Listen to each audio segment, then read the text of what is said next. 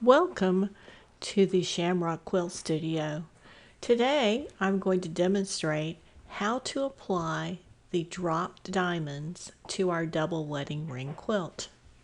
Here I'm using a ruler to show how far down we want to place the diamond. We want it to be about an inch below the 3 diamonds above. And we're going to draw a straight line using the top and the bottom of the diamond as a guide. Then we remove the paper from the EPP piece. I prefer to use a crochet hook. So we're going to place that in place, and we're going to pin it to hold it, making sure that the top and the bottom of the diamond are lined up on the line we made. Here I've used a disappearing marker.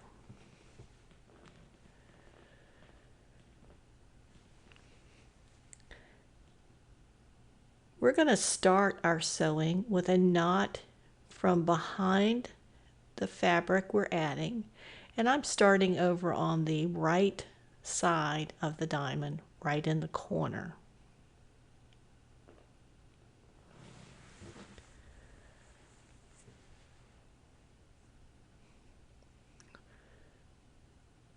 We're going to use a stitch here that captures a few threads of the background fabric and then comes up and catches a few threads of the pink applique with each stitch.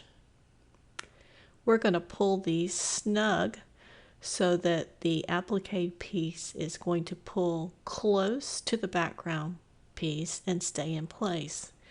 This will mean that most of your stitches will be virtually invisible.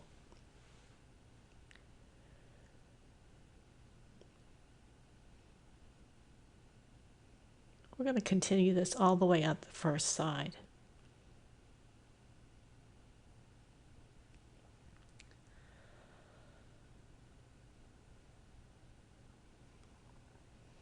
And we're going to pull it snug to keep those stitches snug and pull that piece tight.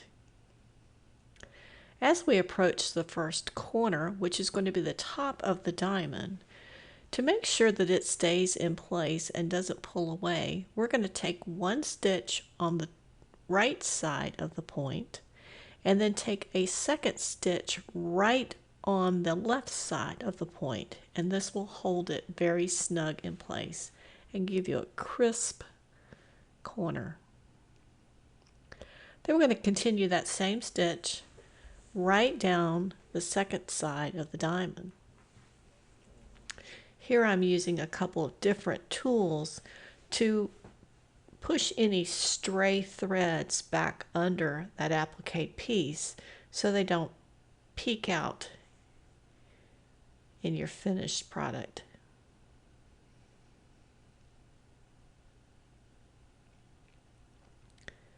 I will share with you that this video has been sped up a bit so we can cover this entire applique process, and you have the opportunity to see how the whole piece is added to the background and how all the corners are secured. It gives you the opportunity to see the stitching in action. Please feel free to pause the video or replay it as much as you may need so that you're comfortable with this stitch.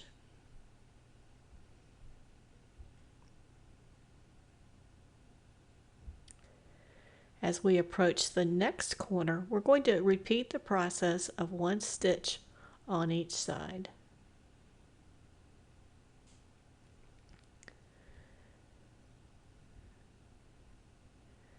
And we're halfway done.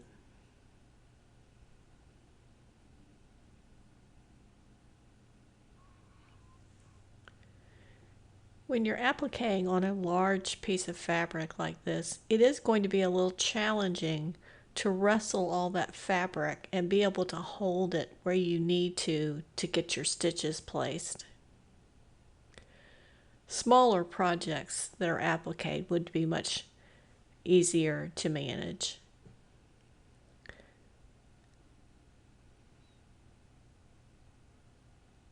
You also want to make sure that that background fabric stays smooth underneath your applique piece. You don't want to finish up and find you've got a bubble under there or a ripple in your fabric.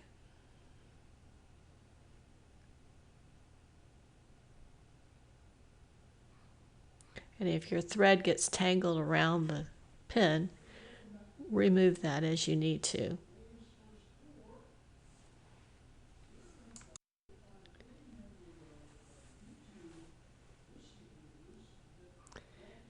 Now as we approach this next corner, we're going to do the same thing again. We're keeping our stitches fairly close together because we want it to be a neat project and we want the stitches to last.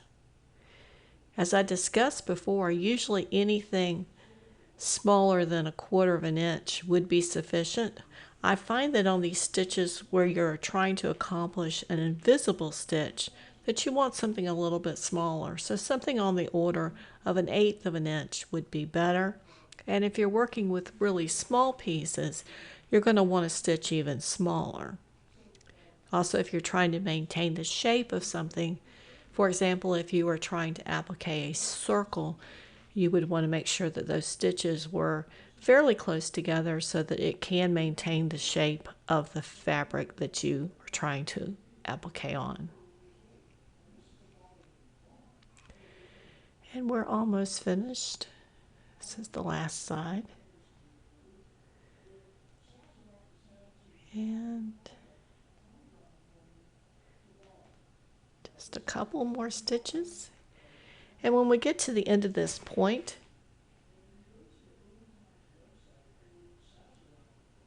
we're going to give one right there in the corner, and then we're going to pull that fabric through, making sure that we don't have any bird nest on top, and then we're going to knot it in the back.